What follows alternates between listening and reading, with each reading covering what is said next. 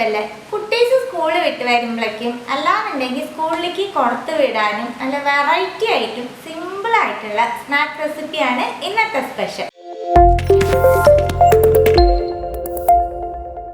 അര കപ്പ് ജവ്വരി എടുത്ത് 3 മണിക്കൂർ കുതിർത്തി വെച്ചേക്കുന്നതാണ്. ഇത് മാറ്റി വെക്കുന്നുണ്ട്. ഒരു ഉരുളക്കിഴങ്ങ് വേവിച്ചെടുത്തതാണ്. നല്ലോണം ഉടച്ചു കൊടുക്കുക. ഒരു സവാള നീളനെ മുറിച്ചത്, കുറച്ച് മല്ലിയില, ഒരു പച്ചമുളക്, കുറച്ച് വേപ്പില, 1/4 കപ്പ് റോസ്റ്റഡ് കപ്പലണ്ടി എടുത്ത് പൊടിച്ചു വെച്ചേക്കുന്നതാണ്. ഇത് ഉരുളക്കിഴങ്ങിലേക്ക് ചേർത്ത് കൊടുക്കാം. 1/4 ടീസ്പൂൺ കുരുമുളക് പൊടി, 1/4 ടീസ്പൂൺ ചെറിയ ജീരകം, 1/4 ടീസ്പൂൺ ചില്ലി ഫ്ലേക്സ്, ഈ മിക്സിന് ആവശ്യമായിട്ടുള്ള ഉപ്പ്. ഇതെല്ലാം നമുക്കൊന്ന് മിക്സ് ചെയ്ത് കൊടുക്കാം. എല്ലാം മിക്സ് ചെയ്ത് കൊടുത്തു. ഞാൻ ഈ പ്ലേറ്റിൽ നിന്ന് ഇത് വേറെ ഒരു ബൗളിലേക്ക് മാറ്റുന്നുണ്ട് കേട്ടോ. മിക്സ് ചെയ്യാൻ കുറച്ച് ബുദ്ധിമുട്ടായി, അത് കാരണമാണ്. വെള്ളം കളഞ്ഞു വെച്ച് ജവ്വരി ഇതിൽ ചേർത്ത് കൊടുക്കാം. ഇനി എല്ലാം കൂടി ഒന്നും കൂടി മിക്സ് ചെയ്ത് കൊടുക്കുക. ജവ്വരി ചേർത്തതിന് ശേഷം വല്ലാണ്ട് അമർത്തി മിക്സ് ചെയ്യേണ്ട, ജസ്റ്റ് ഒന്ന് മിക്സ് ചെയ്ത് കൊടുത്താൽ മതി. എല്ലാം മിക്സ് ചെയ്ത് കൊടുത്തതിന് ശേഷം 2 കൈയിലും കുറച്ച് എണ്ണ തൊട്ട് പരട്ടാം. നമുക്കിത് ചെറിയ ചെറിയ ബോൾസ് ആക്കി എടുക്കാം.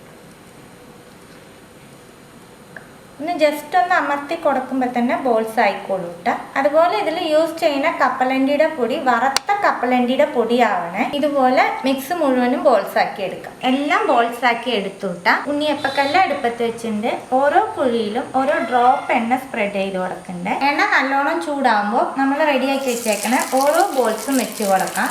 ബോൾസ് വെച്ചതിന് ശേഷം ഫ്ലെയിം സിമ്മിൽ വെച്ചോളൂ കേട്ടോ.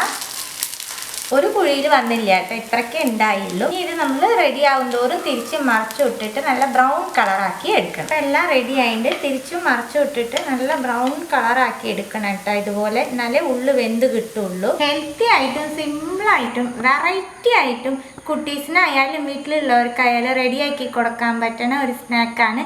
തീർച്ചയായിട്ടും എല്ലാവരും ട്രൈ ചെയ്ത് നോക്കണം. ട്രൈ ചെയ്ത് നിങ്ങളുടെ ഫീഡ്ബാക്കൊക്കെ അറിയിക്കുക. പുതിയൊരു റെസിപ്പി ആയിട്ട് അടുത്ത വീഡിയോയിൽ കാണാം. See you. Bye.